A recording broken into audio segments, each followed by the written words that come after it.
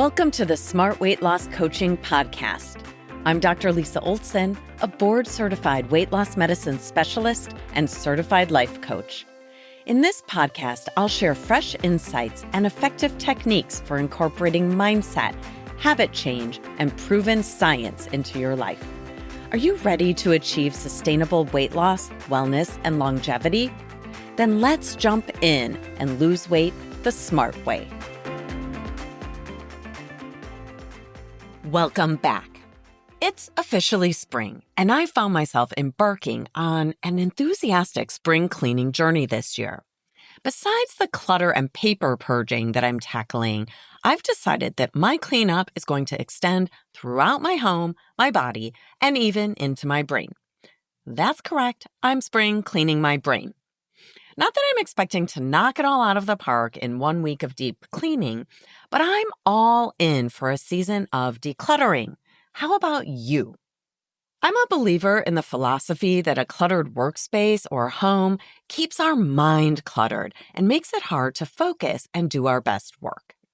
I'm also a believer that when our lives are cluttered, it impacts our health, our wellness, and indirectly our weight too.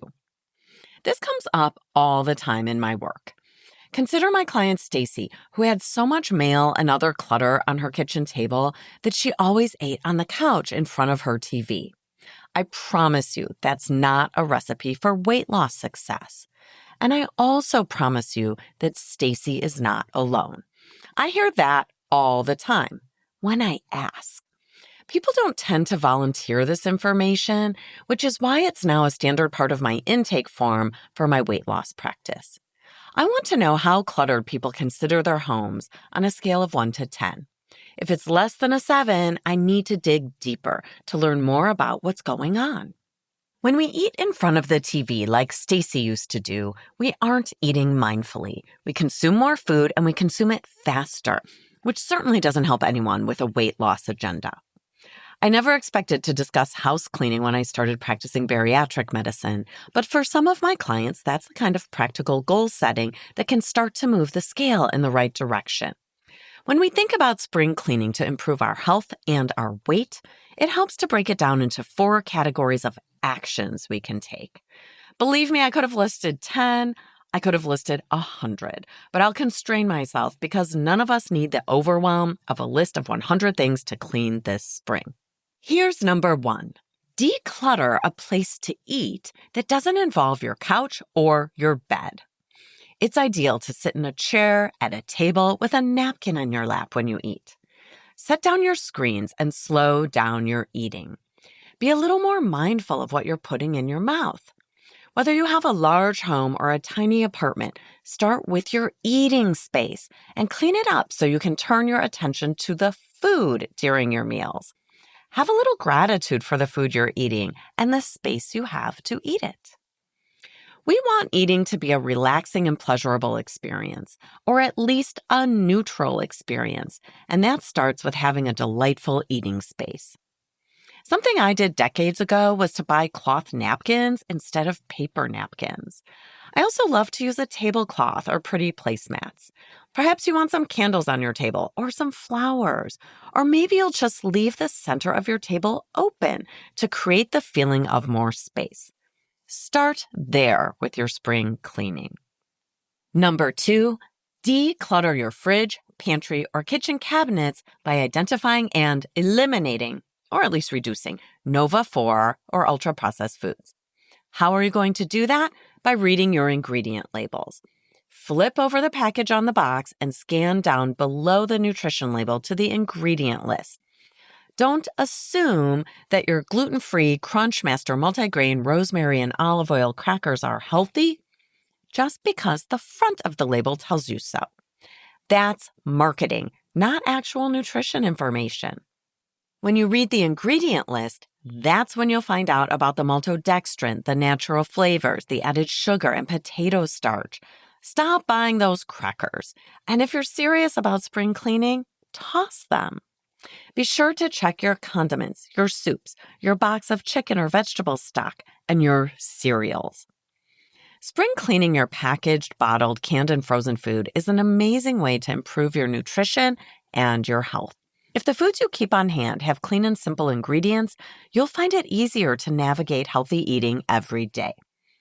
Today, I made it easy for myself to have avocado toast on whole grain bread with a few cutie tangerines for lunch. Why was that easy? Because when I went to my fridge to see what I had, there was really nothing else obvious, nothing easier to throw together. The healthy lunch was the easy lunch.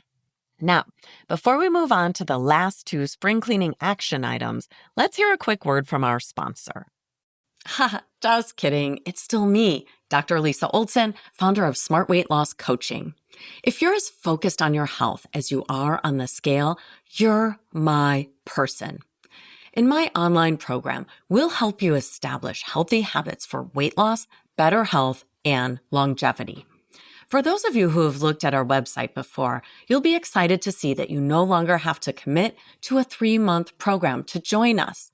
If you'd like to learn more about our affordable monthly membership, head over to smartweightlosscoaching.com. Okay, let's recap. Action item number 1 was to clean up the clutter in your eating space and the rest of your home if you're feeling motivated. And number 2 is to eradicate foods with Nova 4 or ultra-processed ingredients. I just tossed an old box of ultra-processed hot cocoa mix that someone, not me, brought into the house months, if not years ago. Goodbye, good riddance. Number 3 is to spring clean some space for exercise at home. If you own a piece of exercise equipment, like a treadmill, an elliptical, or a weight bench, and it has clothes to donate, papers to file, laundry, or mail on it, come on, what are you waiting for? This is your invitation to clean it off and hop on it. Exercise isn't a weight loss tool, which you'll know if you follow the science or if you listen to episode number 3 of this podcast. However, if you want to maintain the weight you've lost, or if you want to prevent the upward creep on the scale that most of us experience in adulthood, then you better believe exercise is critical for weight management. It's also critical for our mental health, our productivity, and our physical well-being. In a meta-analysis of 13 studies published in the Journal of Aging Research, people who exercise live up to 7 years longer than those who don't. Said another way, all-cause mortality, meaning death, is decreased 30 to 35% in those who are physically active compared to those who are inactive.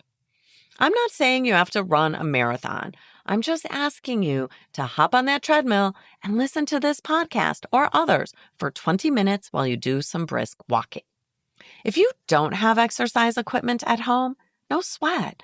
Just clear out a spot next to your bed, in your living room, or even in a hallway where you can do some calisthenics, some yoga, even some dancing.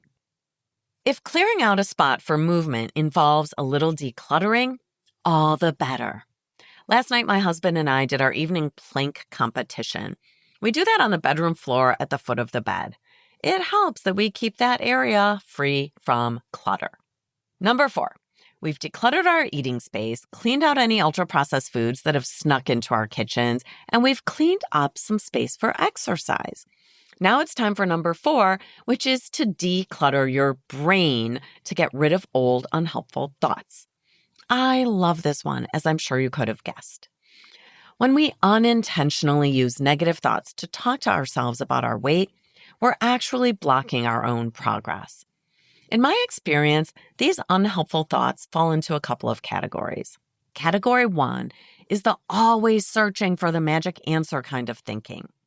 If you've tried every kind of diet out there, and maybe you've done Whole30 or the 75 Hard Challenge or a whole bunch of other programs, you know there's no quick secret to success. Losing weight and getting healthier happens with incremental habit change.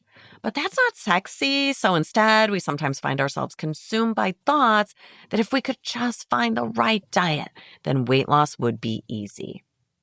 That kind of magical thinking leaves us feeling lost and confused. I don't know about you, but when I'm feeling lost, I'm likely to retreat toward the familiar. If you tell yourself you don't know what you can eat for lunch that's healthy, You'll feel confused and you might just grab the same lunch that's been blocking your weight loss for years. Another category of our negative thoughts involves the mean girl self-talk. Not that you have to be a girl to have an inner mean voice, but these are thoughts like, I'll always be fat, or I'm such a pig, or no one will ever want to date me. Believe me, I've heard people share thoughts like this and much worse thoughts that I wouldn't say on the podcast.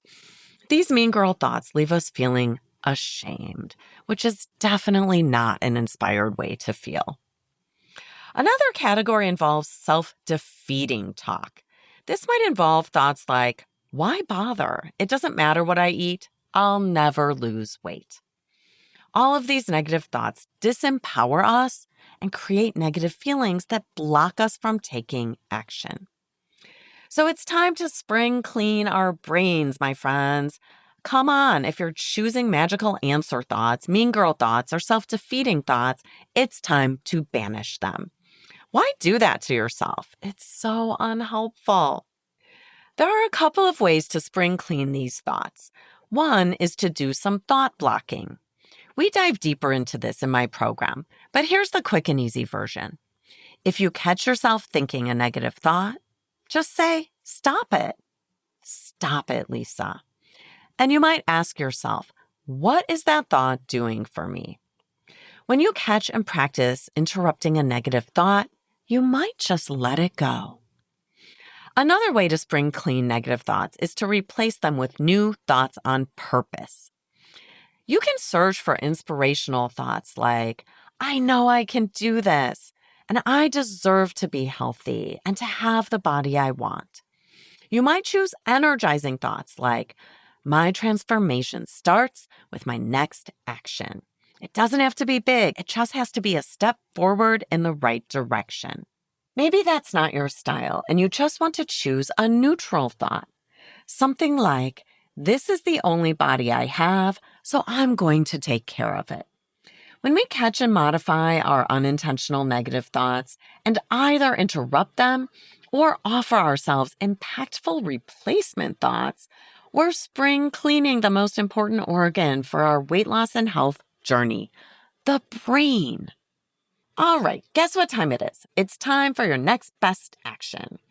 You don't have to tackle all 4 of these spring cleaning proposals in your NBA. You don't have to tackle your home, your food, your exercise space, and your brain. Just pick one, and then pick one action that you're going to take to make positive changes for your weight and your health today. Thanks so much for listening. If you'd like more support during your smart weight loss journey, check out our group coaching program at smartweightlosscoaching.com. Until next time, stay well and stay smart.